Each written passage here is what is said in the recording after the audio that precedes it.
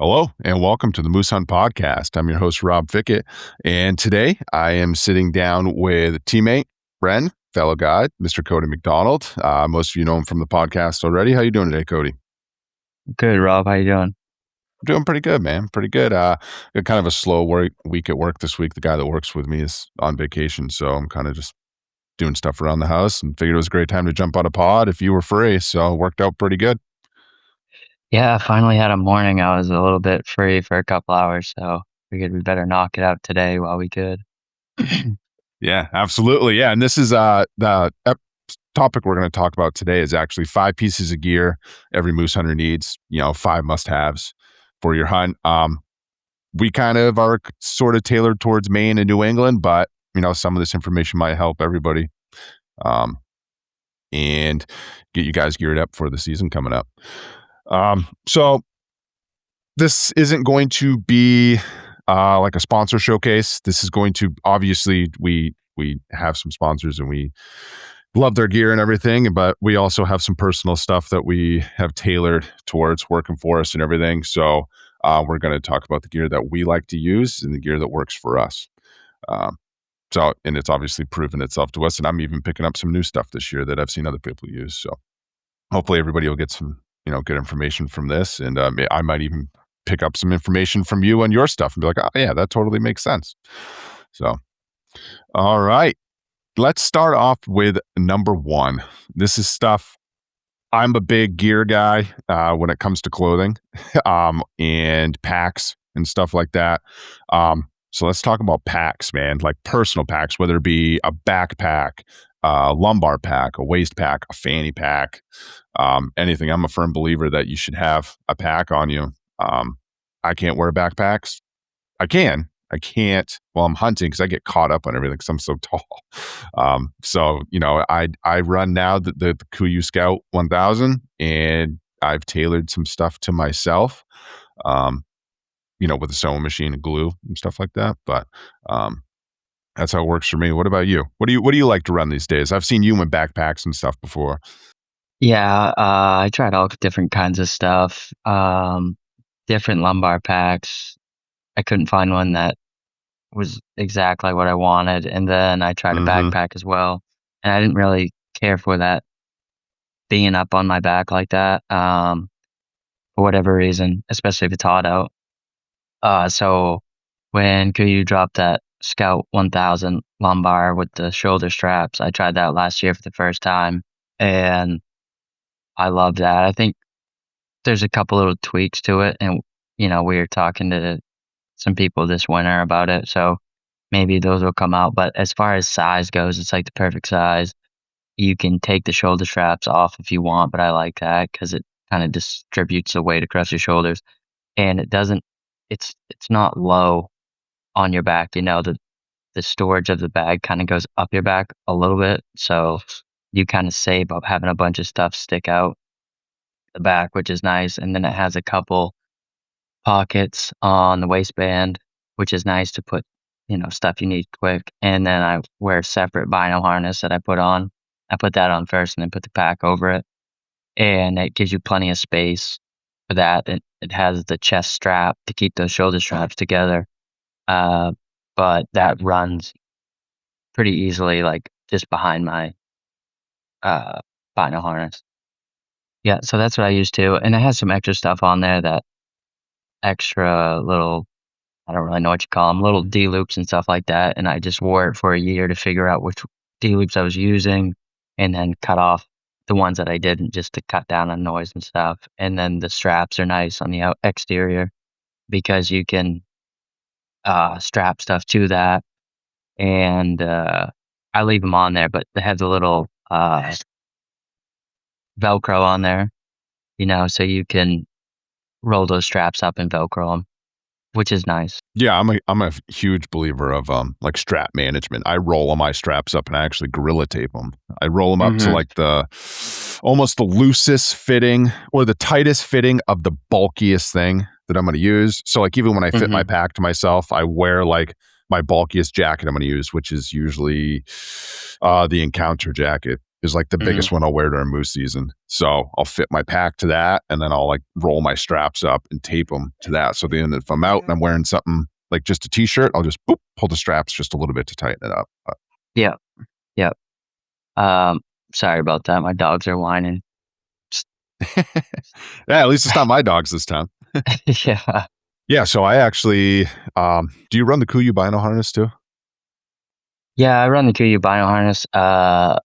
It's it's good. I like it. I haven't played around with a lot of Bino harnesses. I had some older, cheaper ones, and now I'm just comfortable with this one, so I keep running it. I don't Once I find something that I like to run, then I keep it. And I used to have an issue with the space, uh, not the length of it, but just like the width. And my old binos would kind of bump around in there and it annoy me a little bit. But now I have those SIG image stabilizing binos and they're taller, so they don't bounce around anymore. Yeah, so I actually, it's funny that you touch on that. So I run the Kuiu Bino harness as well. I actually have the G3, which I think is like the newest one that has the little like the little slide on rods if you use like the side Yep. pouches so they don't like flop around and stuff. Anyways, I always ran like small vortex binos, right? So like 10 by 42s or 8 by 40s or whatever. Anyways, they're pretty small. And inside the Kuiu Bino harness, they would actually, like you were just talking about, kind of bounce around a little bit where you're walking or whatever through the woods. And mine would actually squeak. There's like the seam on the inside in there that would squeak and it would annoy me. So that's why I love Kuiu. Nobody shoot me for this, but that's why I hated that Bino harness for so long. Like I even sold my old one because it annoyed me so much. And then finally I was like, why didn't I ended up just gluing like a piece of like fabric in there or whatever. I just put some like this Gorilla Fabric glue on it, stuffed it in there on the seams. Now it's quiet. And then now I got a larger set of binos. I think I got 12 by 50s now. So they actually fill up the whole harness. So it works. But yeah, I love that harness now because I was just like, why don't I just do this real quick? And then I can actually wear the harness that I like. Because I like how it folds out to the front instead of my Alaskan Guide creations, which like folds up. And it makes a pretty, to me, it's non-ergonomical if it folds up to me. I like it. I can just keep it folded out to the front and just pull them in and out instead of having to like fold a flap up and then pull them up. Yeah, I would say anyone who's gonna buy a Bino harness, definitely have a forward opening style. And I don't like real big Bino harness with a bunch of stuff on it. I know some people like that because you can almost fill out your whole kit there off your Bino harness now. I have like it was before Kuiu came out with the G3 line. I think it's just the Pro Bino harness, maybe like the original. And that's what I have. It's pretty small. That's what I like. Yeah. Yeah.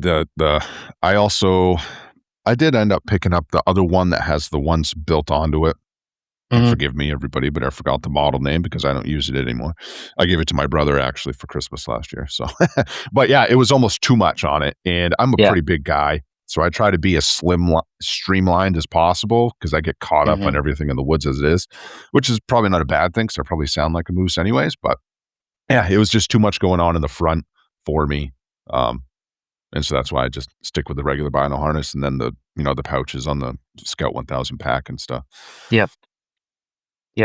But that's what I would definitely recommend for everybody, no matter where you're hunting, whether it's New England or throughout everywhere else. Have a pack that you're comfortable with, and one that works for you, not just because it's a brand that you like, but something that works. Because and know where you put everything, so you don't have to dig through. Exactly. Trying to remember where you put it, you can get it quickly and quietly. Yeah, I mean, even if it's the one that you use for deer hunting, when you're used to it, doesn't mean you have to go out and buy a new one. Yeah, absolutely. There's a ton of stuff for us up here, at least, that translates from deer hunting to moose hunting. You might just have to tweak it or something, but you can save yourself. You don't have to have a whole another set of gear just to moose hunt with.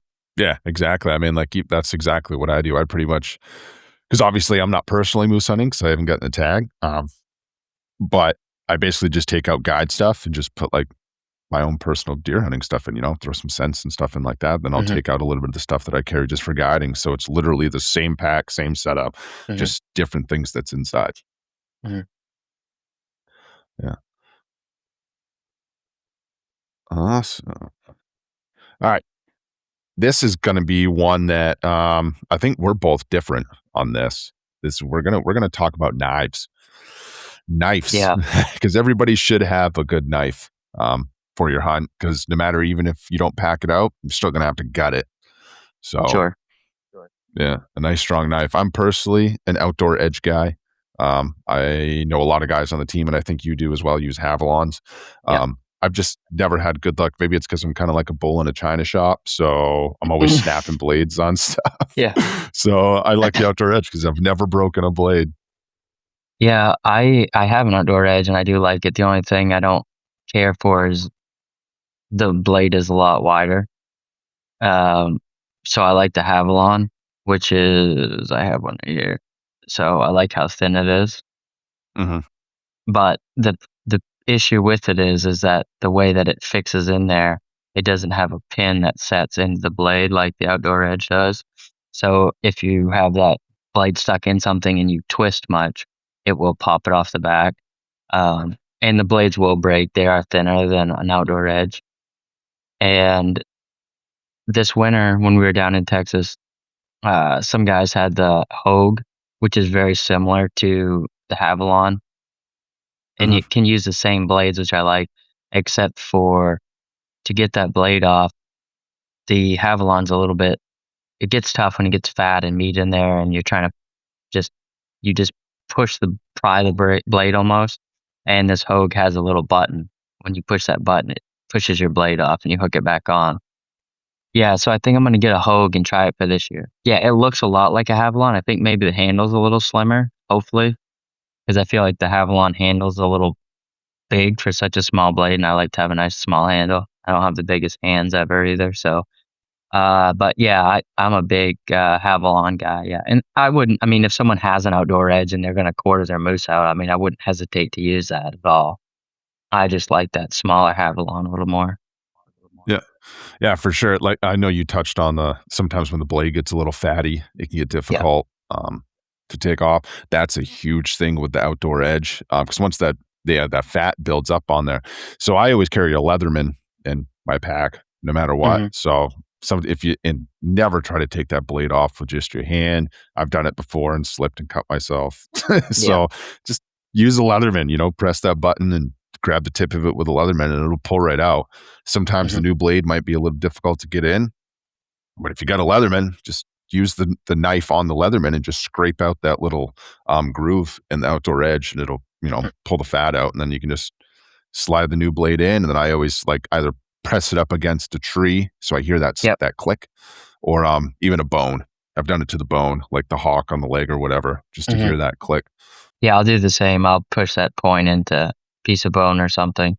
Just because if it's your hands are a mess and you go to push that blade and have a good bite on it, it's too easy to cut yourself. And they're so sharp that it doesn't take any pressure to give yourself a nasty cut. Exactly. Even when they're dull, because obviously I'll go through. I usually do about 2 blades on an outdoor edge on quartering up a moose. It's just because sometimes doing the cape just dulls the blade so fast. Mhm. Um, but that's what I like about the replaceable blade knives is you don't have to stop and sharpen. The blades are just readily accessible. You can just swap it out in under 30 seconds. Yeah, I used to carry a fixed blade with me in my pack, and I don't anymore because I just never used it. I'll have a pocket knife that I have on me all the time, anyways. So if I need to use a knife for that, then I will. But I don't bother with any type of fixed blade because I don't want to spend the time cleaning it up, sharpening it. And I'm And then you sure got to some clean the people are really sharpener quick. too. Yeah, I'm sure some people are really quick with sharpening them and they don't really lose any time. But for me, I would just rather swap out blades and get going again. Yeah, 100%. Um, so I know some people that are listening to this are probably, or especially even new people that just got a moose tag this year, are used to using the grandfather's old buck knife or whatever that they got as a Hmm. gift. They were younger. So do you have any experience with sharpeners? I personally don't. I know like Work Sharp, and then like even Outdoor Edge has sharpeners and stuff like that. I don't really have experience with sharpeners, but have you have any experience in the past, Will? Yeah, a little bit. I have like a big sharpener, like a tabletop one. And then I have a small, I can't remember what model it is, but it's a work sharp and it's just a stone, has a couple sides to it. that seems to work pretty well, but I'm no master at sharpening knives by any means, so. Yeah, at least I would say if somebody's gonna have a regular fixed blade, especially if it's nice that a knife that means something to you, have, like, a little sharpener with you, Yeah, or even 2 absolutely. knives just in case that one gets really dark or it gets really dull, and you can't get it sharp while you're out there instead of, wasting forever trying to get it sharp again, just Yeah, swap to you're another gonna need knife. it. You're gonna have to resharpen doing a moose. The hide is too thick and hair and all that stuff just dulls your blade so fast. Yeah. I will say, one thing that I added to did I use it for the first time last 2 years ago? Used it for the first time. I think it's called the zipper, and it's like this. It's like it's a curved blade with a blunt end. Pretty much, Mhm. it's using it as a zipper to zip down the back of the hide, and this is also an outdoor edge knife. I'm gonna keep plugging their name evidently. Um, getting that slicing down the back of that to get the hide, like that initial cut down from the back of the head to the tail. I can't Yep. believe how much faster it is than using just a regular knife. So I highly recommend that to people. I've even used it on my deer, even just gutting a deer, just stick it in there with that blunt end and just boop, zip right down the middle of it. Were you able to start the cut with that blunt end, or did you have to That start is with a a good regular point. knife first? That's a good point. I do have to start it with a regular knife first, just Mhm. like a little, like a 1-inch slit, basically just big enough to get Yep. that blunt end in there. Yep. Um, so that's a good point. Which is fine because you gotta do that. You could start with that sharp point and start your cuts around the legs and stuff like that anyways if you need the sharp point, and then just go over to the blunt one. And it only takes a couple seconds to change a blade anyways, or if you have another knife with that one already on it. Yeah, exactly. I'm a huge fan of it. I probably should sharpen it this year because, like you said, that hide is so Oh, it's tough not a that replaceable. I haven't It's a sharpened it. solid. No, it's not. It's a Oh, solid. okay. It's a folding knife. It's a solid Okay, so fixed you blade have a folding knife. So separate I you actually, that's a separate knife anyway, so you're not changing blades for it. yeah, Okay. no, no, yeah, that's completely separate. And that's pretty much what I carry is those two. I do have like a little mini bone saw, but don't use them.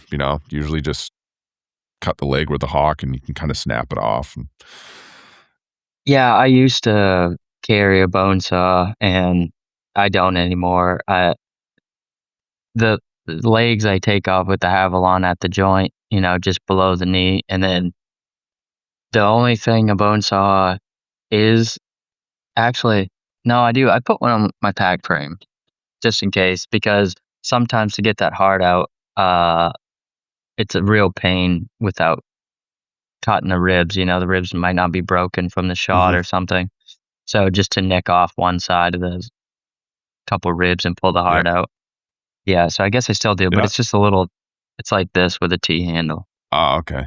Yeah. Yeah. Yeah, so for that, I actually, I keep a set of limbers in one of Mhm. my pack frames. It's like Mhm. it just stays in the pack frame, so when I grab it out of the truck and carry it, it's already in there, and I Yep. have that in there, A, for that purpose of nipping the ribs, but then I also have it Mhm. in there if, the moose goes down in a very crappy area and you can't get good hero picks, just I Yeah. have the limbers in there. You can just limb little trees, little brush all around, and give yourself a nice open spot to take your hero shots. Yeah, that's a good idea. Yeah, usually I'm sawing them off with a little Leatherman knife, and that usually doesn't work out too well. Takes a while. Takes a lot longer than I have loppers tried would. that.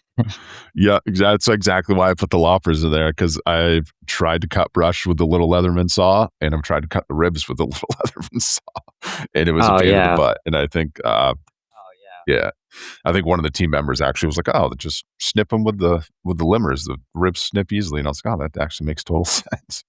Yeah, if you shoot one down in the jungle and you have to saw off a bunch of stuff with a Leatherman saw, it gets old pretty quick.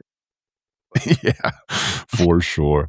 Oh, a water bottle, because you Uh, usually have a water bottle anyways, but have some way to throw those replaceable blades away. A water bottle works great because you don't want to leave them out in the woods, obviously. yep. And they all come in a little wrapper. So sometimes if I don't have a water bottle with me, I'll put them back in that wrapper and then the case has a slot for blades. So then I'll just put them behind my new blades. So that's another way you can kind of protect yourself from them. But you don't want to leave any of those blades lying around, or if you break one off in the moose, you want to make sure you get it out before you proceed, because that will get you for sure. Yeah, and if you do break one off in it, make sure you say something like stop. If you Yeah, have somebody yeah, else helping you cut and stuff like that, say stop. yeah, You know, your blade broke, yeah, because if you're just like, oh shoot, and then you step away to go find something to dig it out, and they don't know, and all of a sudden, boom, next thing you yeah, know, they sliced. So yeah. that's a good point. To touch on your water bottle thing, um, the water bottles these days seem way cheaper than they used to be, like cheaply made. The plastic's so thin. Hmm. I have had my outdoor edge blades actually like poke through a water bottle on the pack out. You know, I had the Really? water bottle in my back pocket. I probably shouldn't have had it in my back pocket, but it's just an easy spot to put it. Hmm. And I actually had one of the blades poke through the water bottle and then poke a hole in my back pocket. Luckily, it wasn't towards me; it was, towards the back. So from then on, I always put my blades back in the plastic wrapper. And if I do put them in the Yeah. water bottle, at least they're in the plastic wrapper. It's another area of protection. And then I also started carrying this like little red, I want to say Pelican case, not a Pelican case. I think it was like a little red first aid case or something like that. It just has like a snappable cover. Hmm. Um, and I just started carrying that because it fits the blades perfectly and it's hard. It's like a hard plastic case. So I started doing that because I didn't want to get stabbed in the butt with another blade. Yeah, Havalon sends a little plastic thing uh, to Oh, throw cool. your spare blades in, or your dirty blades in, but I never bring it along. I try to take as much little as stuff as possible, so I usually forget that. But yeah, anything like that, you just want to think of that ahead of time. Just have something with you. You can throw those blades in. Hmm. Yep. Safety should be a priority for sure. Hopefully. All right, we're gonna move on to uh let's say gear number 3. And I'm gonna say it's gonna be how to get your moose out. So for us, that's pack frames. Yep. And I run in the years past, I've ran 2 different ones. The Alps Commander Elite 2, I think is what it was. I don't think they make it anymore. And the Commander X, the Alps Commander X. Yep. I got the Commander X because it kind of has flaps on the side, so it kind of wrap around a Hmm. meat bag. And I got that for the meat bag solely because in the Commander Elite 2, it's basically an open style pack frame with just like Yep. straps that go around the front. Yep. And the meat bag is just a giant bag of Jello, and it just pokes out the side. You're losing half of it. You have to stop and reset it on your pack out. So it was nice to get the Commander X that had the full bag that wrapped around. And I think we talked about before we started this. Our camera guy last year actually brought a couple military issue rucksacks that Hmm. even the ones that I used to use when I was in, and I don't know why it never clicked that like, hey, this would be a cool thing to use. It worked mint. It was, it's a full size rucksack, so you could just stuff the quarter in there, bungee it up, buckle it, and you're good to go. And then even the meat bag was perfect. It just slid right in there, bungee the top, and you're good to go. So I told you I picked up 2 of those on eBay this year for Yep. $40 each. So if this moose hunt's a one-time thing for you and you want to pack it out and you don't want to spend $200-300 on a pack frame, go on eBay and pick up an old military ruck. It'll get you out of the situation for sure. Yeah. Yeah. So I had the original Alps Commander 2, or Commander, whatever it is, that would just had the straps, and I think it's about half the price of the Commander Elite ones. So if you're on a budget, that will work fine. I just have that as my backup now, my spare, and I have the Alps Commander Elite or whatever it is, and I don't have, it has like a piece of fabric that comes up and then the straps with the buckles. It doesn't make the full bag, but it is better for the meat bag. But that one has some extra padding. It's just a little more engineered, I guess you'd say, and the frame fits to you a little better. So I like that one, and I'm not sure. We don't have the bags with them, because they'll sell the full bag you could hunt out of, but we don't need that. I would just say like an aluminum pack frame for sure, as like decent quality, because if you put a hind quarter on that's a pretty big load. So if it's something you're not going to use every year, then I would say that lower level Alps is perfect. That's all you need, and get a couple of them because That way you can just do a couple guys making trips instead of just having one and Mhm. taking a little break, and it will cut your time in half. Yeah, absolutely. I couldn't agree more on that. And I will say, get it if that's the style you wanna go for, is packing it out. Get it early, get it now, Mhm. and start, getting used to it, setting up the straps, how it's comfortable for your body. Because like you said, those hindquarters can be over 100 pounds, Yep. especially even if you're packing the head in the hideout, that's well over Mhm. 100 pounds. So get your body used to, not saying you should go out and, hike 5, 6 miles with it, but you just get used to that weight on your back a little bit, walk around the house, walk around the Mhm. yard, just so you're not completely surprised on that one day when you do gotta pack it out and you're like, "Oh boy." Yeah, I start incorporating rucking into my workout routine, about now, and I'll take that same pack frame and put some weight on it. And then that Mhm. way, there's little adjustments that you make to get it to fit you better and be more comfortable. And then you don't have to mess with that when you're on the moose. Or just take it if you're doing yard work, just put some weight on it and then Yeah, go mow the weed whack lawn or with it on. something. Yeah, for sure. Yeah, and that will help get you in shape, but also it will help you figure out any little kinks you've got in that pack because they do take some adjustment to get them to fit. Mhm. Yeah, for sure. I know, the Commander Elite 2 that I have, it comes with, like, this bar that goes over the top, like, it Yeah. wraps around. And again, I'm so friggin' tall, with that thing on there, it it wasn't over my head, it was, like, right in the back of my head. No matter how I Mhm. adjusted the shoulder straps up and down the pack, it was still right in the back of the head. So I ripped that thing off, and Yeah. I don't even, it's probably in the trash can. Yeah. So that would have been super annoying out in the field the first time using it and have nothing smack me in the back of the head the whole time with a 100-pound pack on. So another, you know, reason to get used to your gear first. Yeah, and I'll put some paracord in there in my pack out, uh, frame, just to make sure that if the head in the cape is tricky sometimes, or if it's just not sitting right and you can't get it right with the straps, you can tie it up, you know. I used to try bungee cords, but I could never, it was still too much Yep. stretching them. So I just take some paracord and Yep. lash it down with that if needed. Yeah, I've actually, I think Troy Pelletier suggested this once, and I had a bunch of old trail cameras that were, like, broken and stuff, and I still had the straps. And yeah, Mhm. there might be, like, cheap straps, and the buckles are really cheap, but those, same thing like you're saying, they help for holding that hide and everything together. And I've also used, what are they called? Tie down straps, like not a Yep. ratchet strap where you ratchet it, but just one that you just pull it tight and then you can loosen Mhm. it. I usually will have two of those wrapped around one of my pack frames for that sole purpose right there. Yep. Yep, absolutely, and they all have the ones we have at least have the storage pouches on the side, up the pack frame usually, and on the waist belt, so you can throw little things in there, whatever you're gonna need for your pack out. Yeah, that's exactly where I keep my, that little plastic case I was talking about for my blades, Mhm. my bad blades. I keep it right there, just so I always know where it is. And if somebody's like, "Hey, where can I put this blade?" I'll be like, "Oh, right side pouch on my Mhm. brown pack frame," Um, and then bungees. That's where I keep the bungees and the spare straps too.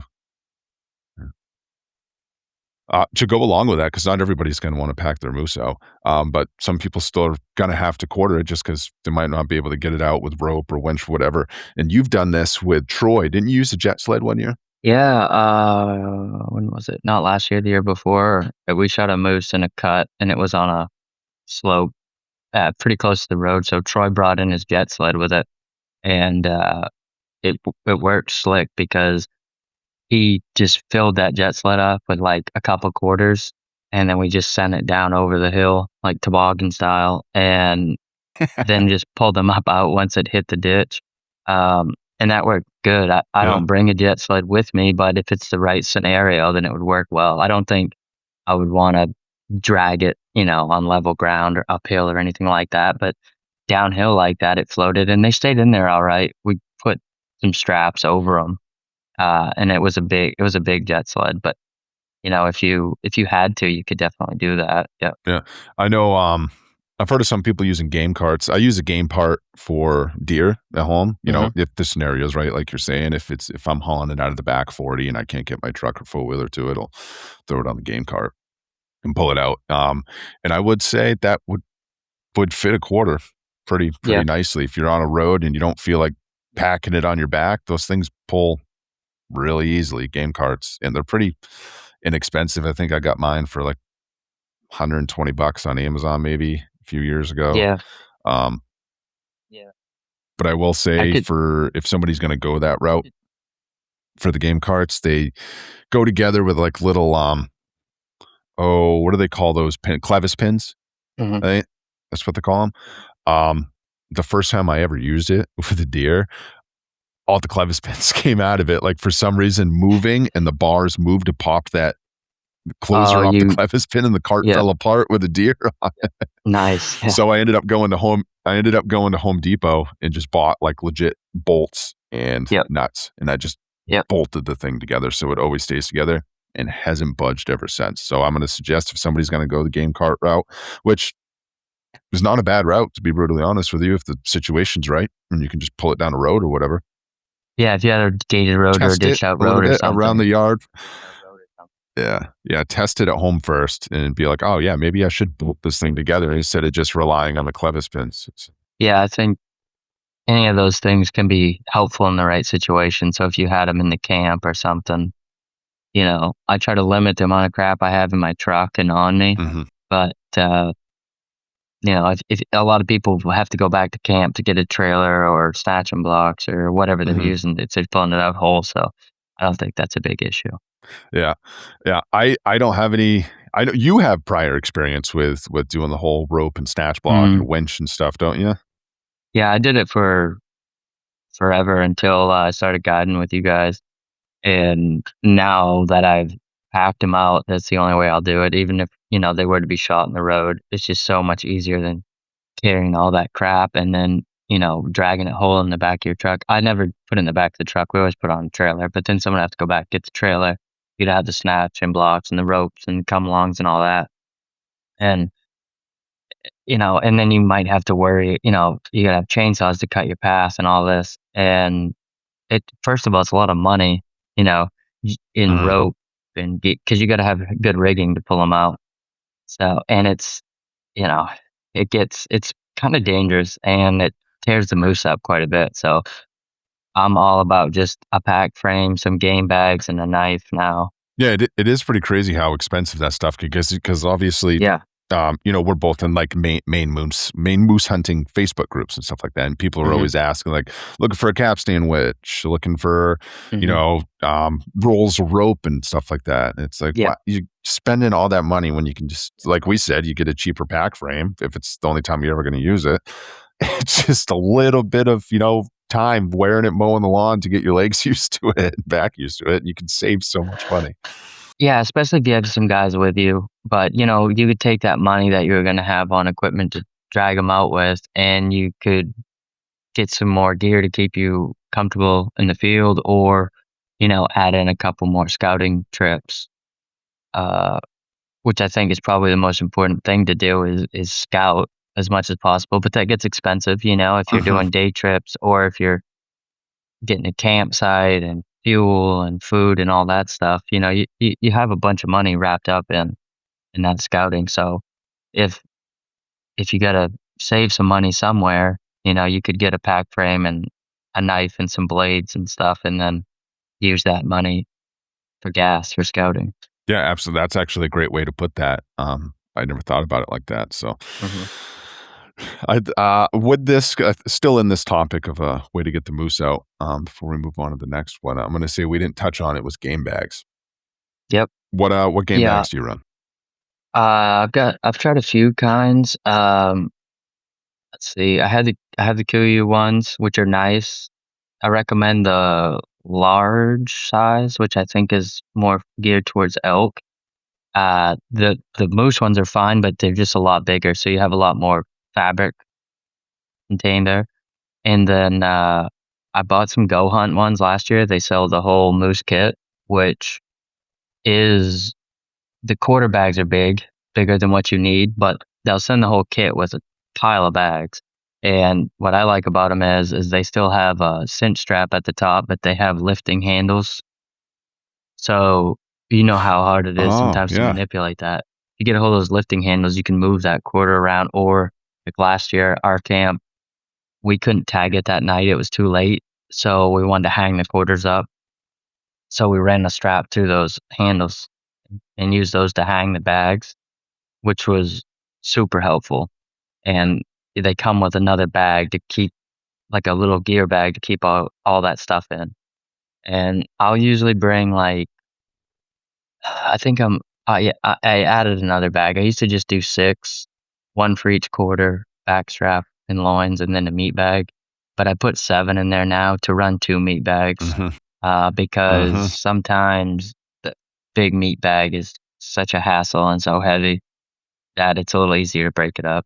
Yeah, 100%. Yeah, I used to last year was the first year I started running 7 to split up the meat bag, and it's because Mhm. 2 years ago, on the Kuyu hunt, the Kuyu 3 Rangers veteran hunt anyways, I hand carried the meat bag, like, 3/4 of the way back because we were like, "This is the last trip we're gonna make, we're gonna get out of Mhm. here," and I was like, "This is the stupidest thing I've ever done in my life." So, I was Yeah, like, it's "Yep, heavy. alright, we're gonna split up the meat bag, I'm not gonna try to muckle and hand carry a 100-pound ball of Jello." Mhm. Yeah, definitely. And if someone those are more expensive game bags, which kinda makes sense for us because we use them multiple times a year and over the years, but I've used other people's or sometimes OMM has some of these ones kicking around too, just like I don't know if you call it cheesecloth or what, but they're like the cheaper game bags, and you might get 2 uses out of them. It's kind of a one-use thing, but if you're only doing it this 1 year, you think, and you get a set of those, I mean, those work perfectly fine. They still protect the meat, but they're still breathable, and they stretch. They're smaller initially, so a little bit they're hard to get around some of that meat if it's sticky, like a hind quarter, but, you won't have any problems if someone wants to get those ones. I will say I wanna touch on that a little bit because I am maybe not this year, I might actually get a good set, or because you might have just sold me on that, the Go Hunt ones with the handles on the side. Um, I'm a cheap game bag guy, I get the Kula Bucks on Amazon. I Okay. think it's like $20 for their, like, extra large ones, which is, like, geared for moose and elk and stuff, and they are the Mhm, cheesecloth ones like you're talking about with, like, this mhm. antibacterial, stuff on them or whatever. I like to run those because they come in, like a vacuum sealed bag, so they're super compact, super tight, um, and they're clean. I know they're guaranteed Yep. clean when I pull them out. Um, but I think you actually might have complained about this last year on my bull in October, that they're a pain in the butt to get up and over the quarter because they have Yeah. like that weird wet film on them a little bit, and they're kind of Okay. cheeseclothy, Yep. and you can't like get it on there and try to roll it up. It's like the quarter Mhm, sticks to it. mhm. And so, but now that you're talking about the other ones having those handles, I might invest in a little bit more just because, like you said, we use them all the time because we use them, Yeah. multiple times a year. The Um, handles will save your but game for bags. somebody, like I wish I had done it sooner. Granted, I saved a little money by getting the Cooler Buck ones. Um, but going forward, I think I'm gonna look into those. Mhm, But for people listening or watching, if this is your one time you're gonna do this, the I recommend the Cooler Buck ones if it's one-time use. mhm, I don't even go get mine out of the butcher shop afterwards because 'cause they're so cheap. I just consider mhm. it either throw it away or somebody else use them. I just get new Yep, ones every year. yep. Alright, this is a good topic that I'm always pretty interested in. I actually just got a new set this year, but let's talk footwear. Boots. I know you're kind of a boot guy too. You're pretty picky on what you use. Um, Yeah. this year I switched to Crispies. Is my main boot for this year. Last year was the first year that I didn't wear rubber boots at all, Mhm, for moose or deer or anything else. Just my injuries are starting to come back pain-wise and stuff, and I just can't do rubber boots anymore. My ankles just absolutely kill me. Um, so I switched to Crispies this year. They had a good sale on Guide Fitter for guides and people in the outdoor industry, so I grabbed a set, and, I think yeah, the guides, the non-insulated guides, Crispy yep. guides, and I gotta say, I'm a huge fan. I've been wearing them at work, to break them in, building decks and stuff like that, to break them in, get my feet used to them, and they're super, super comfortable. I was wearing, like, military style boots before because that's what I used in like Afghanistan and stuff like that. Just because I was what I was used to wearing heavyweight and through the mountains and stuff. But I'm a firm believer in get footwear that works for you, and just because somebody else is using it or says like, oh, you need rubber boots. If you have some injuries and you can't really do that, then don't hurt yourself. Wear something that Mhm, is going to help you, not hurt you during your hunt. mhm. But I know you're a rubber boot guy, so Yeah, I have a pair of Schnees that are more hiking style boots that I wear as much as possible. The only trouble I have with them is they're a hard sole, so they're loud, especially on gravel road and stuff, and I can't feel any of the earth under my feet. So forever I wore the lacrosse Granges, that don't have very much tread, but they're real soft, and they will hurt. They'll hurt your feet after a while, especially if you're in any type of elevation or walking ridges and stuff. So then a couple years ago, I switched over to Muck released that Harvester boot, which is basically the same thing, but it has a little bit bigger tread. They seem a little bit better made. I had some issues with lacrosse boots. I'd oh go really? through like Okay. 2 pairs a year. The, they're a cheap boot, but I'd go through a couple pairs a year, or even brand new ones. They would have a little squeak in the heel or something that an animal probably wouldn't have heard, but it's like if when they're on your feet, you can just pick it up. So kind of annoyed me. I didn't have that issue with the mock harvesters, so I've worn those. Super happy with them, so I'll probably buy another pair of those. But I'm gonna keep looking at lace up boots, and I'll probably get another pair for this year. Maybe something with a little softer sole. See if that I can get by with that because I'd rather wear that. But at the same time, kind of have it built into my head that I have to wear these rubber boots, so it's hard for me to get away from those. But if I'm gonna do a hunt that's like mostly dry or drier, it's not like right around the swamp or something. A lot of times I'll throw on those hiking style boots because it's just way more comfortable. Yeah, for sure. You touched on the squeaking of the rubber boots. So, but my old Granges, Hmm. I still have Granges. I wear them, at home as just like, shit kickers or whatever. Um, the heels always squeaked for me. Hmm. And I don't know if it was like a little pinhole or whatever, where they, the seam Hmm. of where they like, mated the rubber together or whatever it is. That was always super annoying. But another boot that did that for me, and I think you bought a pair of these too, was the Lashimos. Hmm. Is that what the brand name was? Yeah. Yeah, I think it's I had a yeah. pair of those. It they My heel on the inside of them actually squeaked. Like when your feet got a little sweaty, your socks were a little Hmm. sweaty, they would rub on the liner inside of there and they would squeak. And I always thought I could just hear it. And then at the end of one of the hunts, like at the end of the night, evening hunt was over, we're walking back to the truck. And I just made like a little joke. I was like, man, I can't stand these boots anymore. And my client was like, yeah, they're pretty loud. And I'm like, oh, you can hear that? And he's like, yep, it's pretty loud. And I Yeah. was like, all right, I'm never wearing these again. Yeah, I had a pair, and they're like a really well made boot. It's Yeah. like The high traction grade, on and them is incredible. yeah, and you pay for it, but I think they would last forever. But for me, they just didn't have they're real floppy at the top, and it kinda carried down around to the ankle, so my foot I have very narrow feet, so my foot would kinda slide side to side, and it didn't have any type of ankle support, which the Granges and the Mucks don't have very much, but you can feel that it's a lot stiffer in there, and the other ones didn't, so I end up going away from those 2. Yeah, it'd be cool if that style of tread could be used on um but again, the tread's harder. Like you're saying, that the Granges and the Mhm, Mucks, they have a softer, thinner tread, mhm, which is kind of the purpose of why you're wearing them. But the tread on those Lashimos, I think it was the brand, was good. But like you said, mhm, they were just a little loose. Like your feet move too much, and mhm. it just they were a little loud. Um, but I will say, whatever anybody wears this year, even if you already have stuff that's broken in and you're used to wearing it deer hunting, Yeah. you don't necessarily need to go out and get something new. But if you are getting something new, get it now and break them in. Like I said, my Yeah, new for sure. Crispies, I've been wearing them at work to break them in because the last place I want to break them in or get used to them is opening morning. Yeah, and I mean, if you're deer hunting in Maine, like if you're doing any type of walking, whatever you're using is fine. I just don't like insulated boots. It's too warm for me, Mhm, and a lot of times those have a bigger footprint, and I try to get like the slimmest boots possible. mhm.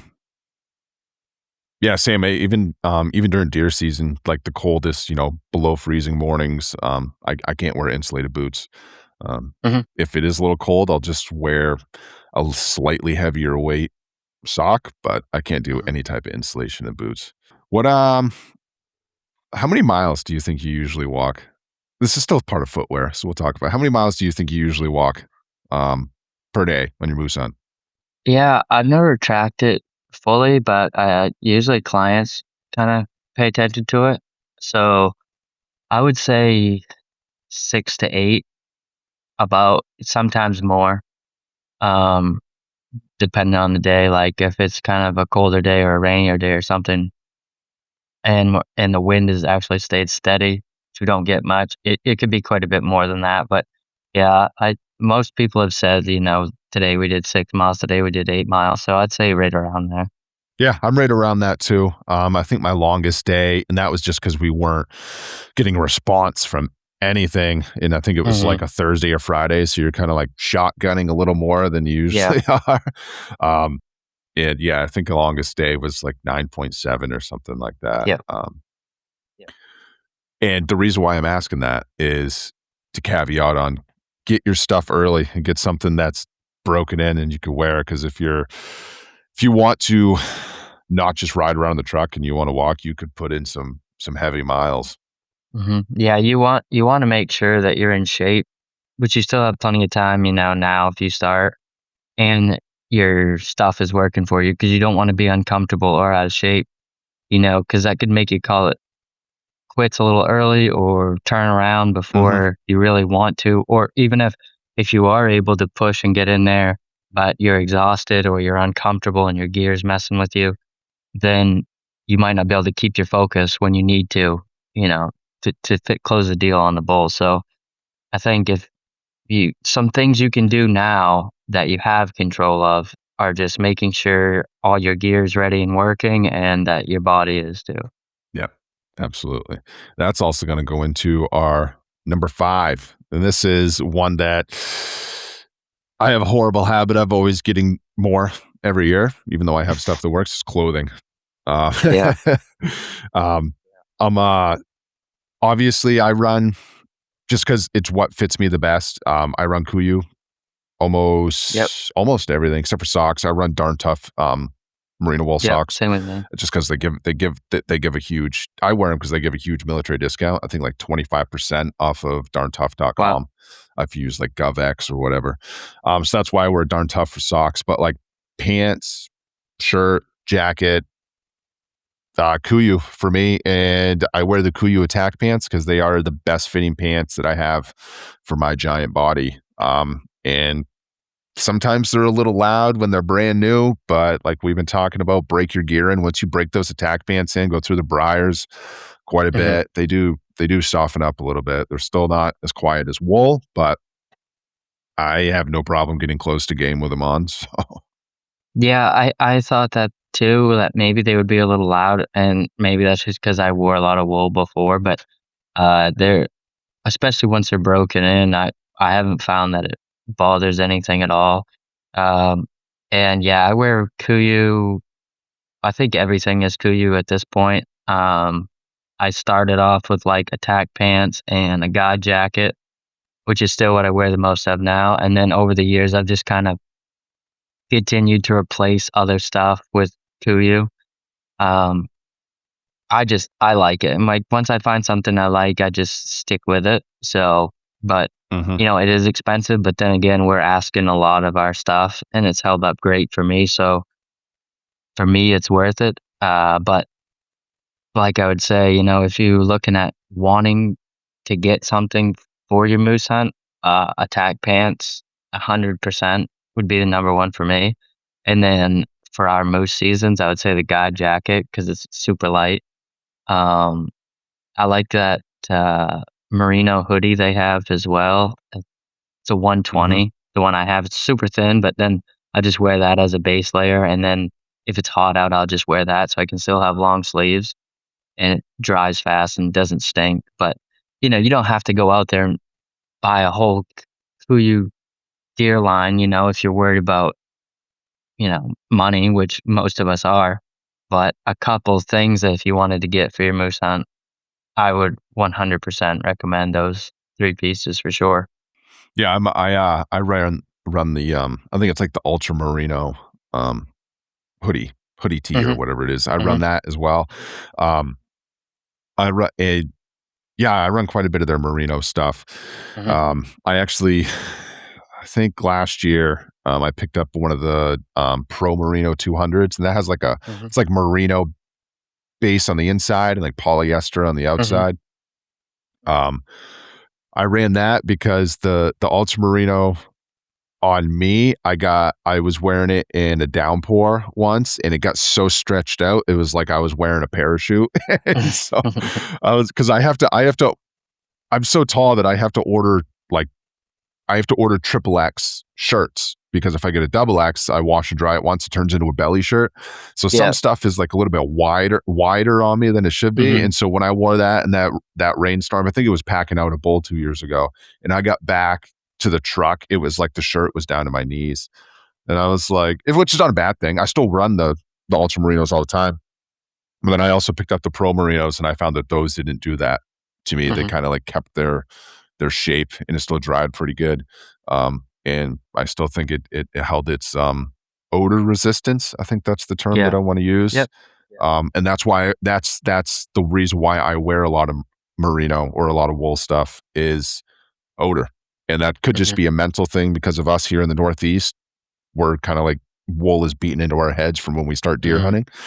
Um, but I'm a huge fan, and I would recommend people, if you can, and if you don't have some type of wool stuff, like some merino has come a long way. Wool has come a long way for every company, and it mhm. really does help keep down the odor and Yeah, I wear noise their zip too, off, for sure. base layers, their their bottoms for the base layer, the zip off ones, because, if you start off in the morning and it starts to get warm, they have zippers along the side, so if you're out there in the woods, you can leave your boots on and just put your pants on and zip them off, take them off, put them in your pack. You don't have to worry about wrestling your boots off and keeping your feet dry.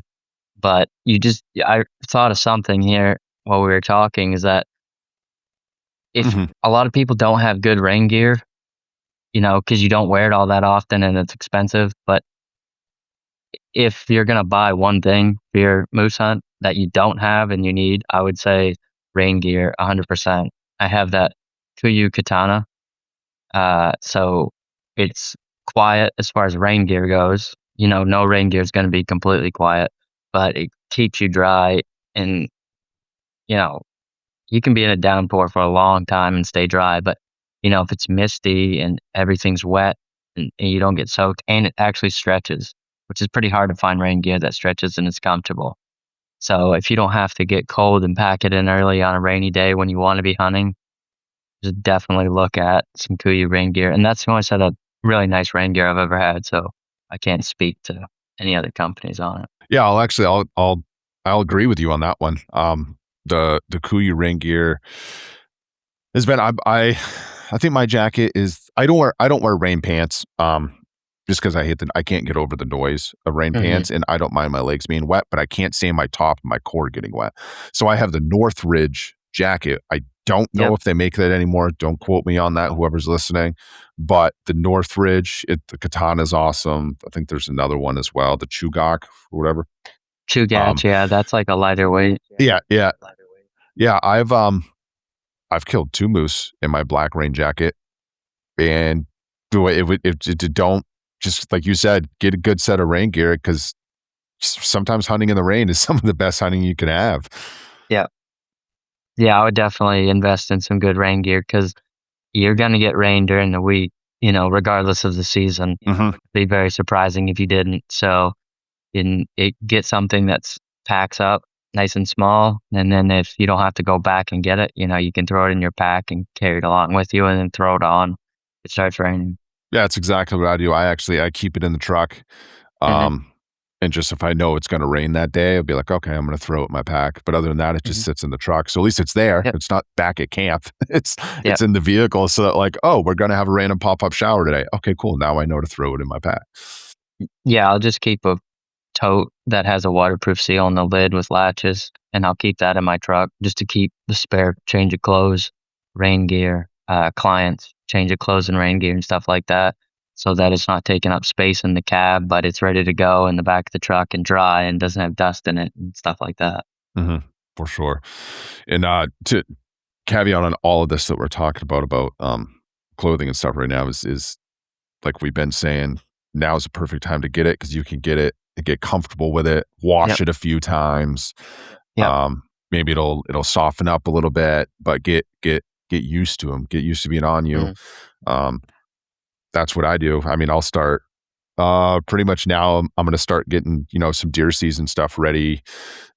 Cameras, stands, moving stands, stuff Mhm. like that. I'll actually wear my hunting pants out there to do that just to get them because they've been sitting in a tote box, for the last Sure.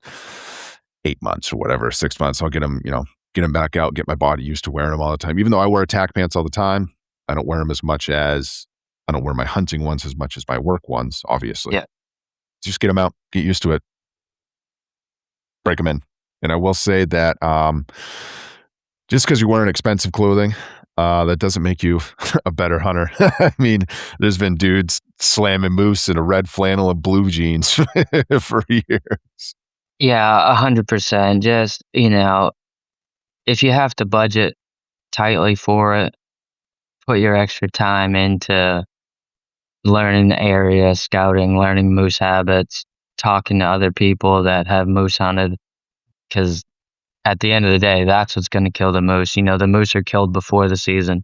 You're just gonna shoot them in the fall. So, I would definitely just put all your eggs in that basket, and then everything else will help.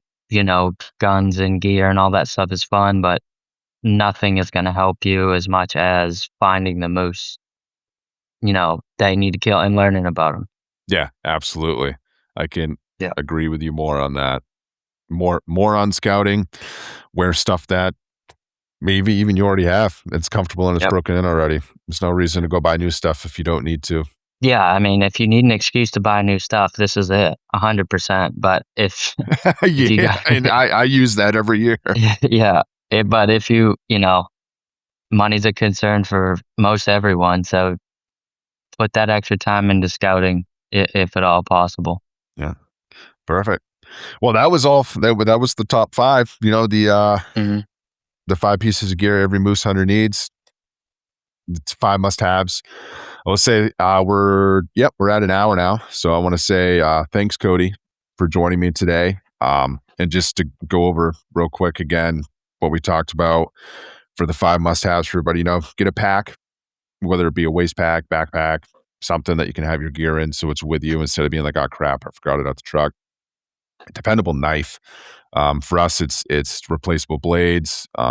Even if you have a nice fixed one that you're used to, make sure you have a good sharpener, even have an extra knife. And have a plan of getting the moose out. We pack it out. We highly recommend everybody packs it out, but at least have a plan. Don't just go out there, schwack one, and be like, well, now what do I do? Mhm.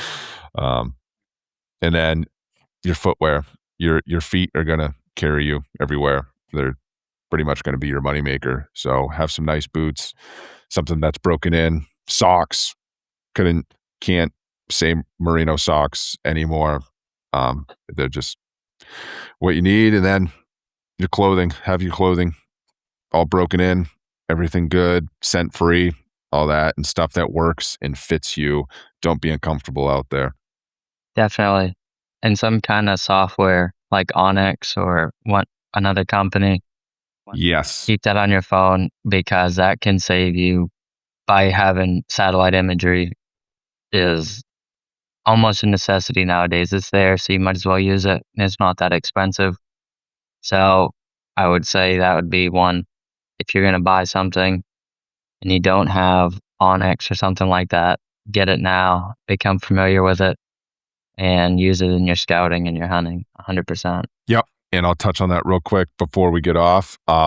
absolutely Onyx, and they just released the SOS feature, I think, for Onyx Elite members. Mhm. If you're just, you know how like Garmin InReach has the Yep. SOS on the side of Yep. it. Yep. Now with Onyx, you can use SOS while you're out there. So I think it's don't quote me on, but I think it's for elite members. Mhm. But yeah, absolutely satellite imagery for sure. We're 2026. Why not? Right. Yeah, 100%. Yeah. All right, perfect, man. Thanks for jumping on and joining me today. Hopefully, this is going to help some people out for their moose hunt this year. And people watching and listening, if you have any comments or anything that you think we should touch on, feel free to send it my way. Facebook, Instagram, even on the website. Thank you all for watching. Thank you for listening. Take care and God bless.